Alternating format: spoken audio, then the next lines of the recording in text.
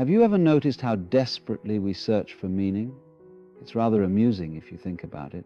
We spend our lives chasing after something we already possess, like a dog frantically running in circles trying to catch its own tail. And all the while, what we're looking for is right here, right now, staring us in the face. You see, there's a peculiar illusion that grips us all, the notion that life is a journey from point A to point B, a story with a beginning and an end, a puzzle to be solved. We believe that somewhere out there lies the answer, the key that will unlock the mystery of our existence. If only I could discover that one thing, we think, then everything would make sense. And so we search and search, never realizing that the very act of searching is what keeps us from seeing what's already here. Now, I want you to consider something rather extraordinary. What if the meaning you seek isn't hidden at all? What if it's so obvious, so immediate, so present that you've been overlooking it your entire life? It would be like searching desperately for your eyeglasses while wearing them all along, or like fish swimming in the ocean asking, "Where is this water everyone keeps talking about?" The fundamental mistake we make is assuming that meaning is something to be found rather than something to be recognized. It's as if we're watching a magnificent sunset while furiously flipping through a guidebook about sunsets, never actually seeing what's right before our eyes. The guidebook might be very informative, filled with facts about light refraction and atmospheric conditions, but it can never replace the direct experience of the sunset itself. There's a marvelous secret hidden in plain sight, and once you stumble upon it, or rather, once it stumbles upon you, your entire perspective shifts. The world doesn't change, but your way of seeing it transforms completely. And what is this secret? Simply this: there is no purpose to life other than the purpose you give it. There is no meaning to existence other than the meaning you experience in existing. Now, I know that sounds terribly disappointing to many of you. What? That's it? You mean I've been searching all this time for something that wasn't even there? But that's not quite what I'm saying. I'm suggesting something far more revolutionary, that meaning isn't something separate from you. It isn't a hidden treasure buried in some distant land. It's not waiting for you at the end of a long journey.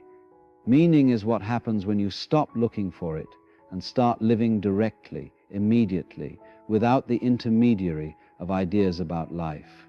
Consider a piece of music. We don't listen to a symphony just to reach the final note. The point isn't to get to the end as quickly as possible. The whole joy lies in the journey, in the unfolding of the melody, moment by moment. We don't say that a dance is meaningful only when it's finished. The meaning is in the dancing itself. And yet, strangely enough, we don't apply this same understanding to our lives.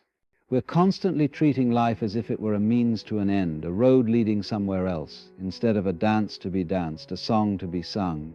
The transformation begins when you realize that you are not separate from the universe. You're not a tiny fragment of consciousness trapped inside a bag of skin, peering out at a world that's alien and separate from you. No, you are an expression of the universe itself. Just as a wave isn't separate from the ocean, but is the ocean waving, you are the universe personing.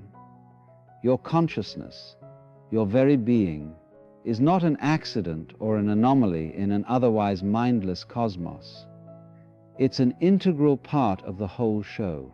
Imagine for a moment that you could see through the illusion of separateness. Imagine recognizing that the boundary between you and not you is entirely arbitrary, a convenient fiction we maintain for practical purposes. What happens then?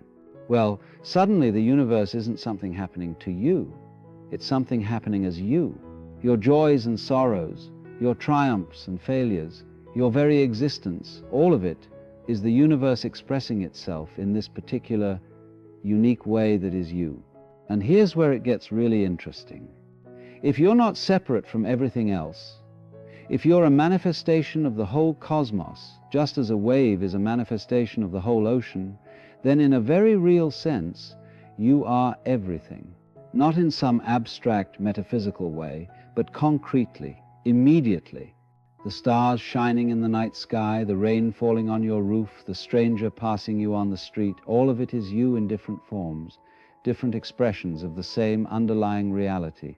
When you truly grasp this, not just intellectually but viscerally, something remarkable happens.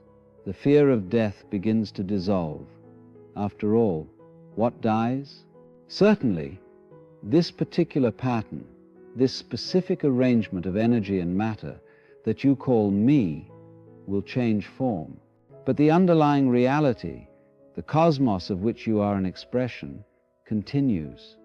It's like a whirlpool in a river. The whirlpool may disperse, but the water remains. Your particular form may pass away, but what you fundamentally are does not. This realization also transforms your relationship with others. If they're not separate from you, if, in fact, they're manifestations of the same reality that you are, then their joy is your joy, their suffering your suffering, not as some lofty moral ideal, but as a simple fact. Compassion isn't something you have to work at. It's the natural response once you see through the illusion of separateness. Now, I'm not suggesting that this understanding makes life perfect or painless. Far from it. The universe includes suffering as well as joy, darkness as well as light. But what changes is your relationship to these experiences. They're no longer personal afflictions visited upon poor little you by a hostile or indifferent universe. They're more like weather patterns moving through the sky of consciousness, sometimes stormy, sometimes clear, but always changing, always in flux. And perhaps most importantly, this recognition frees you from the desperate search for meaning.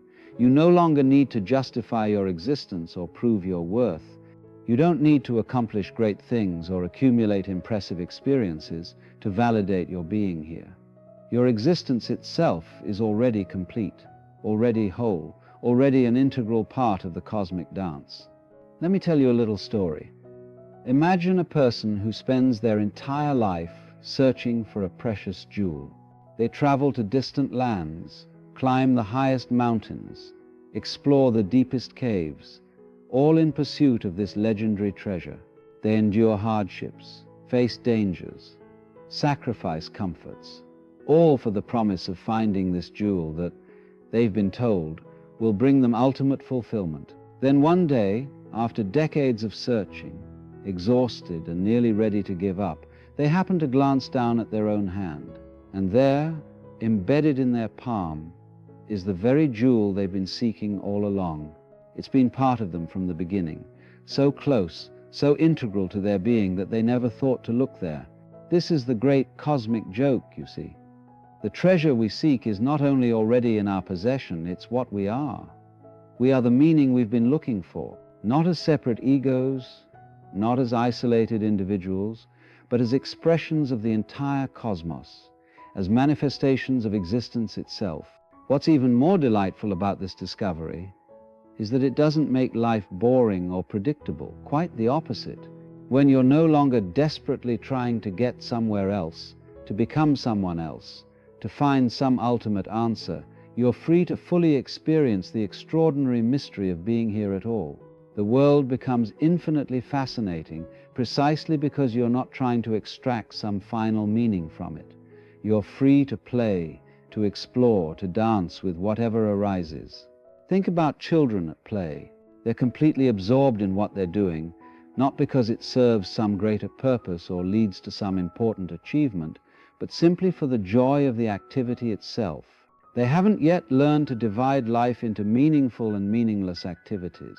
For them, meaning isn't separate from experience. It's inherent in the vivid, direct encounter with life. As adults, we've lost this natural ability to find meaning in the immediate experience of living.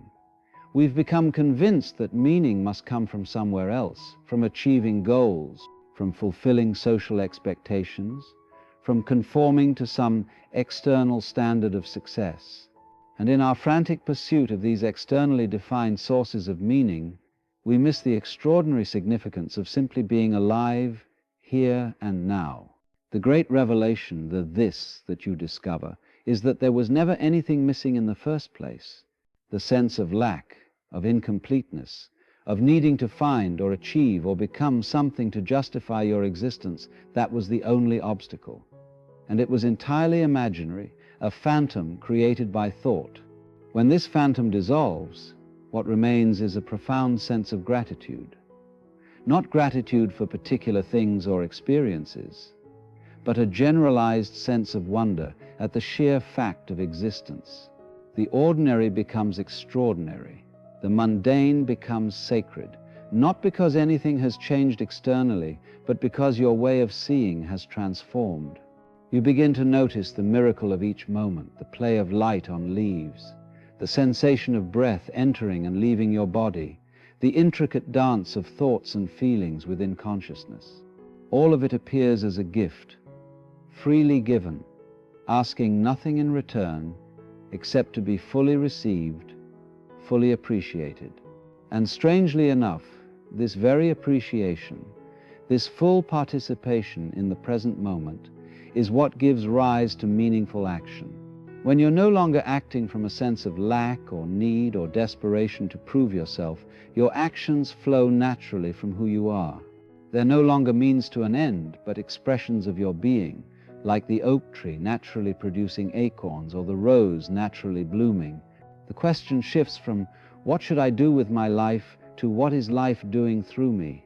You become less a doer and more a vehicle, a channel through which the universe expresses itself in its endless creativity.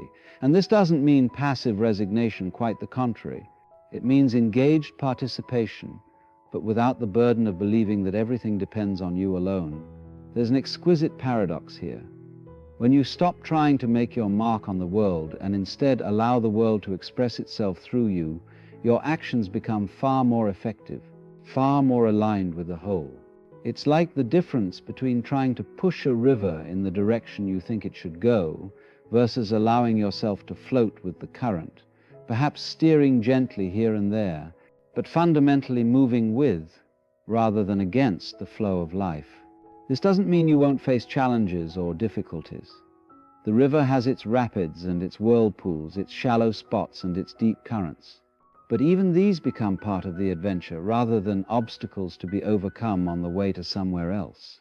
The difficult moments are no longer problems to be solved, but experiences to be lived, opportunities for growth and deepening. So what is this that you discover? This revelation that makes everything suddenly make sense. It's not a piece of information or a spiritual technique or a philosophical position. It's the direct recognition of what you already are. Not a separate entity struggling to find meaning in an alien universe, but the universe itself expressing itself as you, experiencing itself through you. And when this recognition dawns, there's often laughter, the delighted laughter of someone who's been playing hide and seek, and suddenly realizes that what they've been seeking has been hiding in plain sight all along. How could I have missed it, you might wonder? It's so obvious, so immediate, so undeniable once seen. But don't be too hard on yourself for not seeing it sooner. The very design of our language, our social structures, our educational systems all reinforce the illusion of separateness.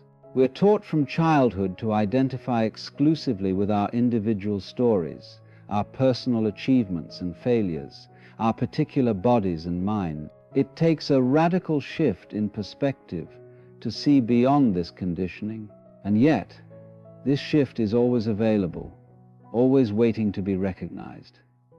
It doesn't require years of spiritual practice or intellectual study, though these may help prepare the ground.